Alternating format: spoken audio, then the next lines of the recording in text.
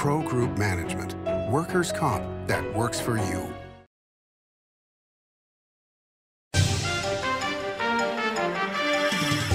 Welcome to Nevada Newsmakers. On the broadcast today, the return of Sharron Angle. She's a candidate for Nevada State Senate seat 15. Here for the whole show on all new Nevada Newsmakers. Gear up for the 105th Reno Rodeo at the Double R Marketplace and experience the biggest little shopping adventure in the West. With over 100 vendors, you'll find everything from Western attire to home decor to tasty treats. Open every day during the Reno Rodeo at the Livestock Event Center Indoor Arena and South Exhibit Hall. The Double R Marketplace, Thursday, June 20th through Saturday, June 29th. Plus, shop online anytime at renorodeo.com for Reno Rodeo merchandise. Like a traditional handmade basket, retail is woven into the fabric of life in Nevada. From big box to mom and pop, retail supports our communities in countless ways. Jobs for the disabled, team uniforms for kids, help for the elderly, and so much more. Retail employs over 1 in 10 workers. Retail supports Nevada, and we support retail. RANNV.org. Story County is leading Nevada. Home of the Tahoe Reno Industrial Center, Google, Tesla, Panasonic, and other world-leading companies. Story County provides thousands of tech, advanced manufacturing, and logistics careers for Nevadans. We're diversifying and driving Nevada's economy and generating millions in tax revenue and billions in economic activity across northern Nevada. Story County is leading Nevada's future. As you know, Reno is booming. Toll's development company is helping it grow with insightful design and development, building community with every project, adding beauty, adding excitement, emphasizing our shared humanity. Reno is becoming bigger. Toll's development is helping it become better, more livable, more enjoyable. To learn more, go to tollsdevelopment.com. tollsdevelopment.com. This is Nevada Newsmakers with host Sam Shad, a no-holds-barred political forum. Now, from the Nevada Newsmakers broadcast headquarters, here is Sam Shad. And back on Nevada Newsmakers, it's been 8 years. I looked it up. 2016 was the last time you were on this program. It's a pleasure to welcome back to the program Sharron Angle. She is now a candidate for Nevada State Senate District 15. Welcome. Thank you so much, Sam. It's great to be back with you. Well, and you look fabulous, you sound fabulous, and my first question has to be, why are you jumping back in? Well, it's a very simple answer. The governor needs my vote to sustain his vetoes. And we've had 75 vetoes. If they take the supermajority, those 75 vetoes will come right back, plus more in 2025. It's a critical seat. I think they've identified, both parties have identified 2 critical seats in the state, one in the south, one here in the north, and this is it. And the reason that I jumped in is because I have experience working from that minority position, and I think I can be that person that helps to sustain that veto. Heidi Gansert was the occupant of that seat. She has decided not to run for re-election. The way redistricting worked, it's now about 6 points plus for Democrats versus Republicans. But you are by far the best known Republican candidate. You have some pretty strong opposition, but let's get through the primary first. We can talk about the general later. Have you had discussions with Governor Lombardo? I haven't, but you know that I filed late. You shocked everybody, including people very close to you. Why did you file so late? Precisely for this. You know, the press doesn't, it's hard to get the press to pay attention to you just from the beginning because they're not always balanced in their coverage of campaigns even. And so I wanted to make sure that I got some press over my filing, so if I was a surprise, a shock, that becomes front page news, and it did. And so precisely for this. All right, so when you were in the Assembly, which you started in 2019. Yeah, well, in the Assembly? Yeah. It was 1999. I'm sorry, 1990. I'm thinking, I'm sorry, my calendar, I'm still catching up to where we are. You were the person who was the no on so many issues. With this campaign, yes. Are you looking at positives or stopping things from happening? Absolutely, I'm looking at positives. If you look at my record, you'll see some very positive things that happened during my tenure. Bills that I got passed that I'm very proud of. Bills that I submitted that didn't go anywhere, but we got some notice.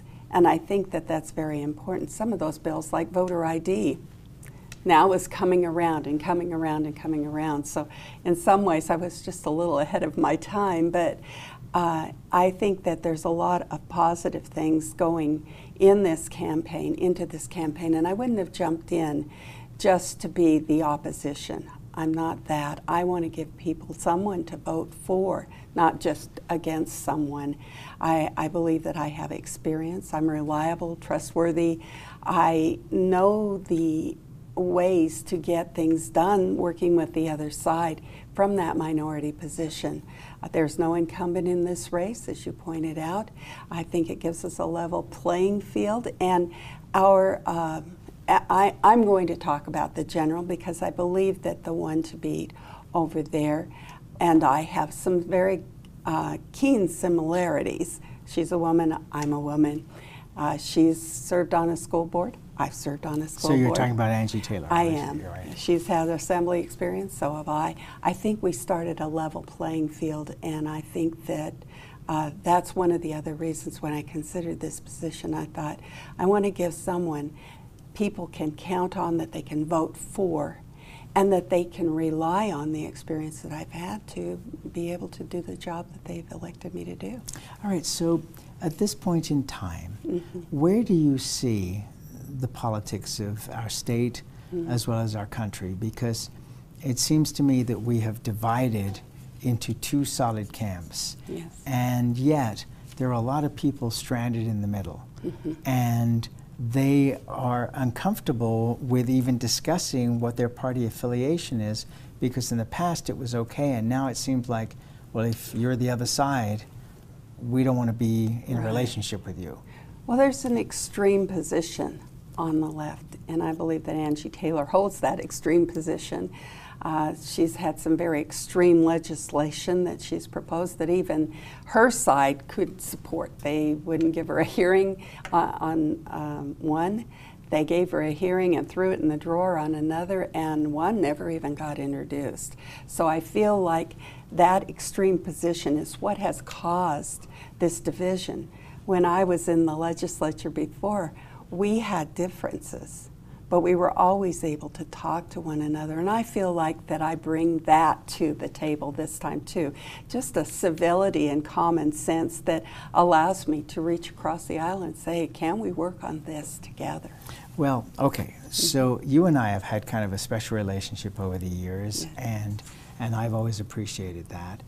But let's face it, when you were in the legislature and when you ran against Harry Reid, you were considered extreme at that time. Have you changed at all in you know, because I mean, I don't recall many news stories talking about, you know, you reaching across the aisle. I remember, you know, what was it, 41 to Angle was the nickname you were given, because the legislature would vote together on something and you would be the outlier. Yes. Well, if you check those votes that I voted no on, they were unconstitutional or unfunded mandates or just plain poor legislation. A lot of that goes through. Most of my votes were yes. It's just that I picked out those ones that I thought I just can't vote for those. And you ask what's changed? Well, times have changed considerably since then. I've become, as you said, more of a middle of the road experience than 15 years ago even. And also, I want to remind people that that extreme label was tagged on me by my opponent. He didn't want to run against Sharron Angle, and he was afraid to confront me on the issues. We never talked issues, Harry and I, until the debate. And when we did, he sputtered and stammered over the whole thing. He was just very uncomfortable discussing issues. I'm very comfortable discussing the issues and where we should stand on those issues. I think that's a very middle of the road place to be when you can talk like we're talking and know that we have differences, but understand that we can live with one another in spite of those differences. I want to go back in time in our next segment, Okay. but I'd like to talk about this campaign. Now, on your website, you're promoting your book, Right Angle, and Yes. you've done a revised version of that. But some of the issues that you talk about: reform Nevada law to secure our state, our borders, prioritize public safety, and all first responders. The latter part, I don't think anybody is going to argue about.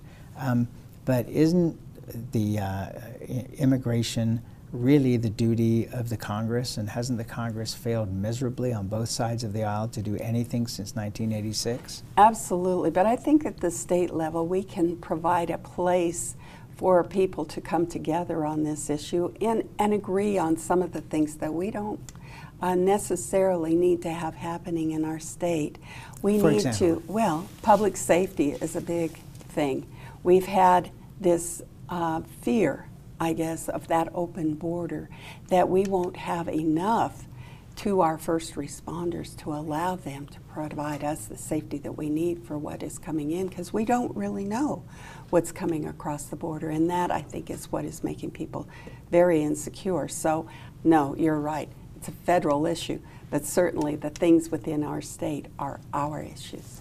There are no solid numbers on this, but I think that you would likely to agree that immigrants without status are working in lots of fields, whether it's in the restaurant business, whether it's in agriculture. I remember a few years ago, it was probably a decade ago, in Reno, and not only, and this was obviously by immigration and naturalization, not only did those McDonald's restaurants have no employees for a week or more, but every other fast food restaurant in northern Nevada had no employees because everybody was terrified.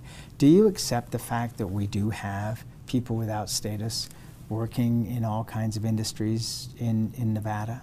Of course I do. Of course I do. And what I'm speaking about is that criminal element that we just really don't understand or know about. But I think that if we give our first responders an opportunity to check that out, to make the moves that they need to do in order to provide us with public safety, I think then we're aiming at the element that we really want to get to. Okay, so have you talked to anybody in law enforcement about this? I'm talking to them tomorrow. Okay, all right, well, fair enough. Well, I'd love to hear more about that. Because again, it seems that this is a federal issue.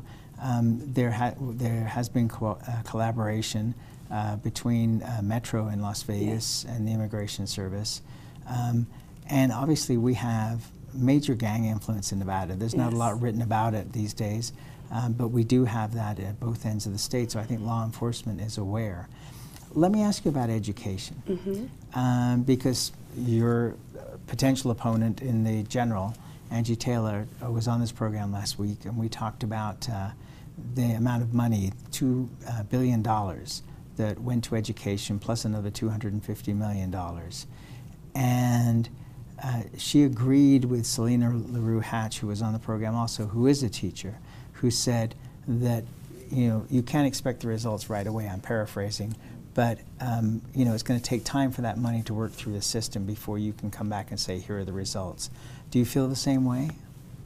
I have been a teacher for over 25 years, and I am seeing the removal of children at a fast pace because of the policies, not the money, the policies that have been adopted by the school districts and also by the Nevada State Department of Education. For example? Diversity, inclusion, and equity. Equity doesn't mean equality.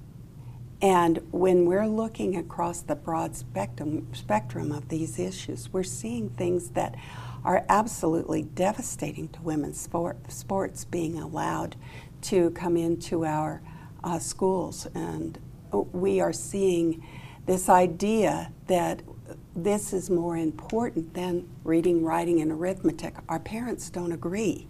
And they're saying, I don't even care that that's a free public education. I want my child safe in the school, which comes back to our, what are we going to do about, as you pointed out, gangs? They're safe in that school, and that they're learning what they need, those life skills that will get them on in the future. So we may not be preparing everyone for college, and probably shouldn't. Some kids don't want to go to college, they want a vocation. So those are the things that a parent is looking at, rather than how much money is coming into the district. They're looking at what kinds of policies are those districts making, and those policies are based on state law. That's why I feel like I need to go help make a state law that a good policy can be derived from, not one that has a political agenda that's actually dictated from maybe the federal level, maybe beyond. Who knows where this kind of thinking is actually. But the school boards are still in charge. The school boards are still in charge. They are in charge of policy. As I said, when I sat on the school board, we enforced policy. We were the person who said, oh, they passed a law, now we have to implement it and make that law work. So if it was a good law, it was an easier task than something where we knew, oh my goodness, our parents are not going to go along with this. How can we enforce or apply the law and still make our parents secure with what we're doing as a school board? And sometimes that's more difficult, especially if you have an extreme political agenda at work in Carson City. It's also interesting that, when was there a time when politics wasn't involved in education and school boards? I mean, really, that's been one of the most contentious issues on all sides. I'm not picking on any one particular side, but that's been one of the ways that people have been able to get into politics, is either through a school board or through the Board of Regents. So this is nothing new. Absolutely not. The newness of it all is this extreme political agenda that we're seeing. And I don't know how else to assure the parents of all over the state that I'm not going to pass those kinds of extreme policies for their children. Okay, but would it be fair to say that the other side looks at what your side is doing and says, well, you're coming from an extreme point of view as well? It doesn't seem like both sides are coming to the middle and saying, okay, well, let's work together. And I think the biggest thing that I could hope for is that people got together like they did, at least superfluously under Ronald Reagan, and said, what can we work on together, rather than what are we fighting about? Let's deal with the 80% that we can agree on. Well, I think we can agree on several things. I had a unanimous vote on school choice, freedom for parents to be able to opt out if they wanted to homeschool their children. I got a unanimous vote on that. It wasn't an extreme bill. All it said was what our law had said at the very beginning of the whole homeschooling effort, which was you can homeschool your children in Nevada. Simply that.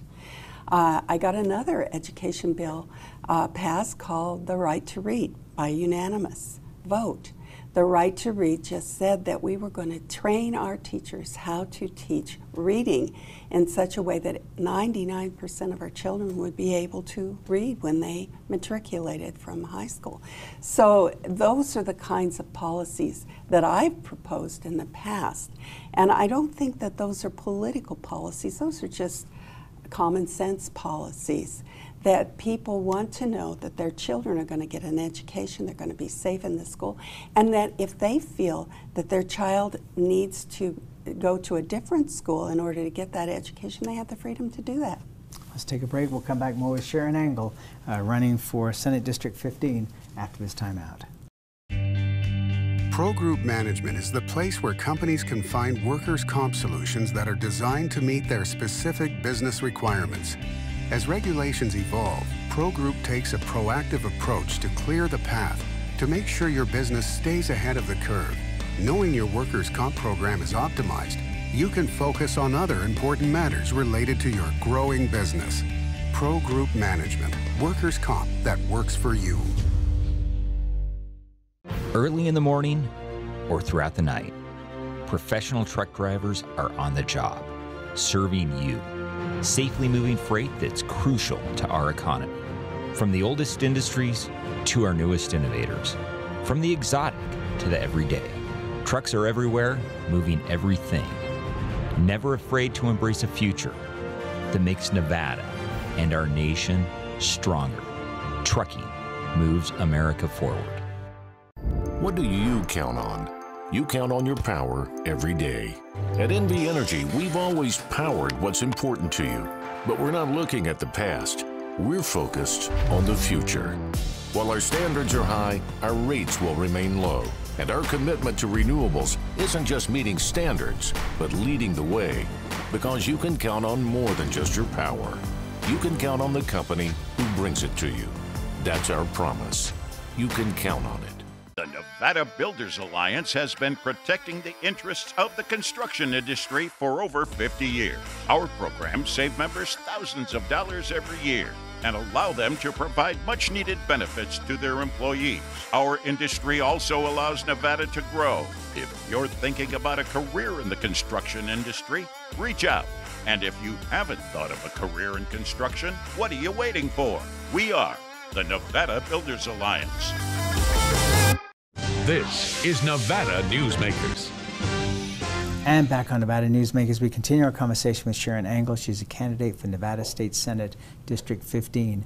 I have to ask you, and I want you to come back to talk about this in more detail, but were the 6 weeks between the end of the primary in 2010, when you were the nominee, and Harry Reid was obviously going to be your opponent, were those the toughest 6 weeks of your life in politics? I think that the last 6 weeks were the toughest 6 weeks, actually. The first 6 weeks, I think everybody was trying to get used to, we've got a different candidate than we thought we were going to get. And that, by that I mean in Washington, D.C. I don't think there was any doubt here in Nevada that I was the one that was going to come through the primary. When I would go to debates with my primary opponents, it was very obvious that the people wanted someone who represented them. And they knew my record on that. When I was in the assembly, I had a lobbyist come to me and ask me how I felt about his bill. And I said, well, let me show you. And I had a clipboard of that 2 inches thick. And he looked at the top and he said, they don't like my bill. And I said, oh, they absolutely hate your bill. And I'm going to be voting no. From that day forward, the lobbyists would come to my door, poke their head in and say, Mrs. Angle, how do your constituents feel about our bill? That's the exact right question that they should be asking. And I've always depended on what the people think.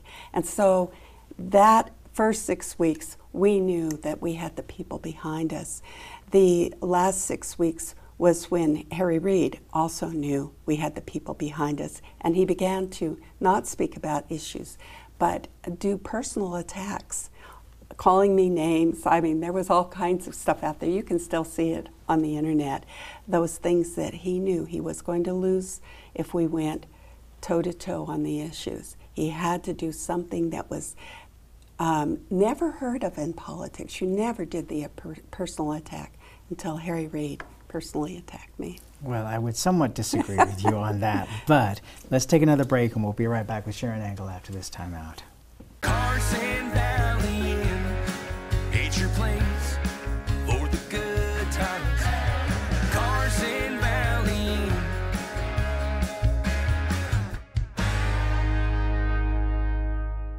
Welcome to the Winnemucca Big R.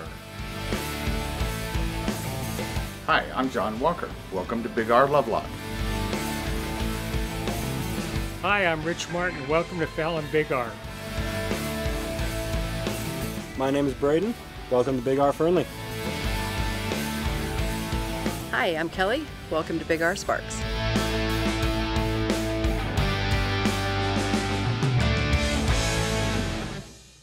For 50 years, Nevada Heating has been keeping people comfortable in their homes. At Nevada Heating, call the Do It Right guys and get the air conditioning back on today. That's the Nevada Heating way. Why sweat for days on end when Nevada Heating can get your air conditioning fixed today? Call us today and we'll fix it today at 323-5585 or schedule us on our website at nevadaheating.com.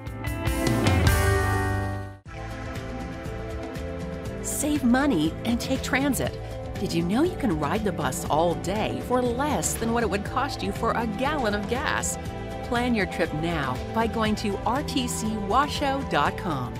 Turn your clunker into a caddy during the Cadillac and Cash giveaways at Tamarack Casino. Weekly cash drawings including $5,000 cash and one top prize of $10,000. Win the grand prize of a Cadillac CT4 or $40,000 in cash. Your good times are at Tamarack Casino. This is Nevada Newsmakers. And back on Nevada Newsmakers, we continue our conversation with Sharron Angle. She's a candidate for Nevada State Senate 15.